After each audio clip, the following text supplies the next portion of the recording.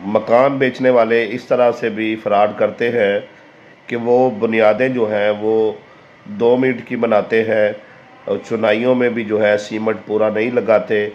ईंट भी जो है वो अव्वल नहीं लगाते बल्कि नीम अव्वल लगा देते हैं, क्योंकि ऊपर उन्होंने प्लस्तर कर देना होता है। और लेंटर में भी पुराना सरिया जो है वो डाल देते हैं।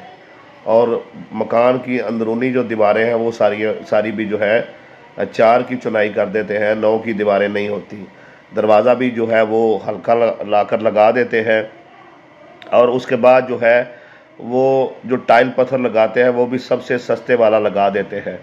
अब उनका तरीका वारदात ये होता है, कहते हैं जी मजबूरी है, मकान सेल कर रहे हैं तो खुदारा पहले चेक करें कहीं ये जो है मकान बनाकर कम कीमत में जो है थोड़े पैसे इन्वेस्ट करके मकान जो है उसको लश पश करके बेचने वाला ये कोई फ्रॉडिया गिरोह तो नहीं है जो आपकी सारी ज़िंदगी की जमा पूंजी लूट ले। मैं ये कहता हूँ कि बेहतर है कि आप अगर लोकल इलाके में कोई जगह आपने ली हुई है तो ख़ुद से मकान बनाएं।